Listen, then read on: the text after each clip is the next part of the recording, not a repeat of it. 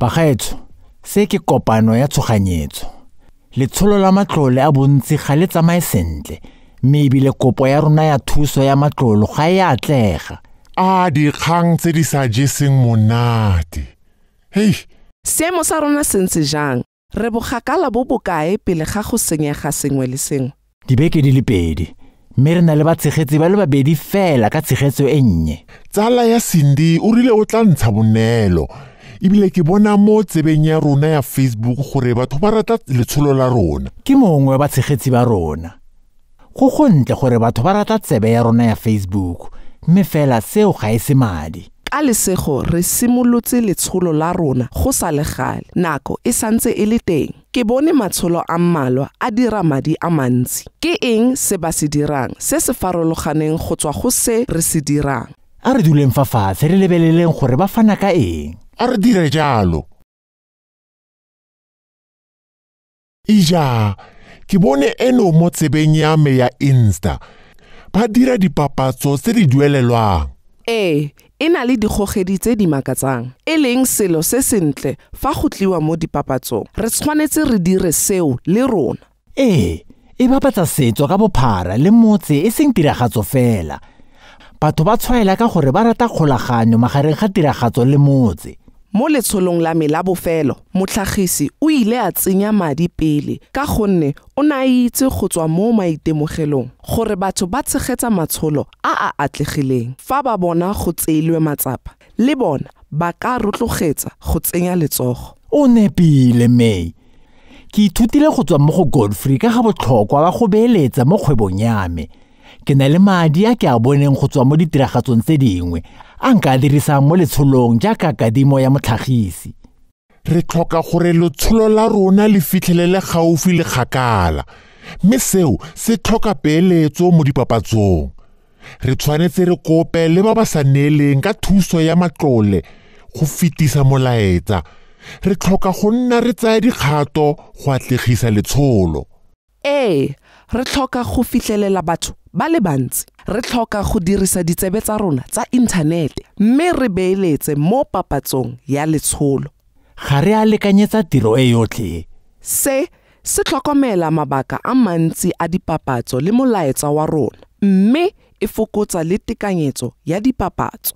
Mme fela tsotlhe tse di tlhoka madi a re senang one. Mme fela re ka rulaganya dithekiso di le mmalwa go dira madi le go bapatsa letsholo le tiragatso ya rona ka nako e le nngwe. Ka gonne tiragatso e ka gamotse le history, re tshwanetse ra kopa digwebo tsa selegae gore ema nokeng le go phasalatsa letsholo la rona. Re tlhoka le library le dikolo le dikereke go bapatsa letsholo. Bontle.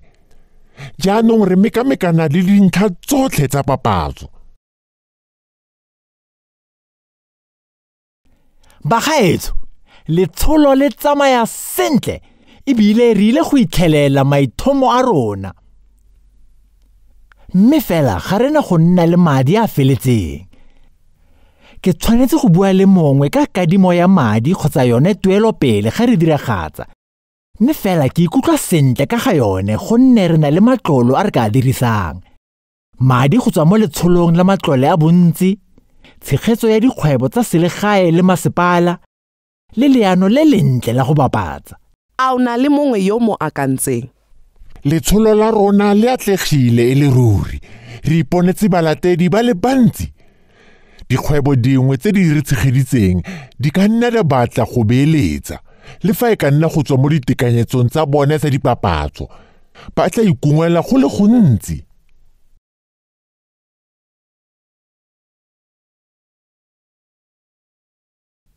Ke bone mmeeletsi, ebile ke bone mongwe yo a ikaeletseng gore adima madi a tlhaelang.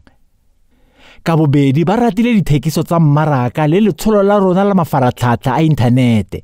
Setheo sa matlole a bontsi se tlile go duela mo dibekeng di le 2. Ka jalo, re tshwanetse ra gona go duela peeletso ya lefelo pele ga nako. Dikgang tse di monate. A re tsweleleng pele ka letsholo la rona la go phasalatsa tiro ya rona ko mafaratlhatlheng.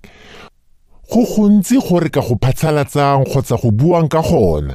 Batho ba setse ba kaya ka fa ba itumetseng ka teng go bona tiragatso. Re ile go nna le tshegetso e ntle. Re setse re dirile bontsi jwa dipapatso tsa rona. Jaanong re tshwanetse ra tswelela re refosana le go buisana le batho. E ne e le kakanyo e ntle go beeletsa mo letsholong la rona, go tloga kwa ntlheng le go nyalana mmogo thulaganyo ya rona yotlhe ya tsa papatso. Dumela Pula, re na le dikgang tse di seng monate ka tsa motseletsele wa tsa botaki.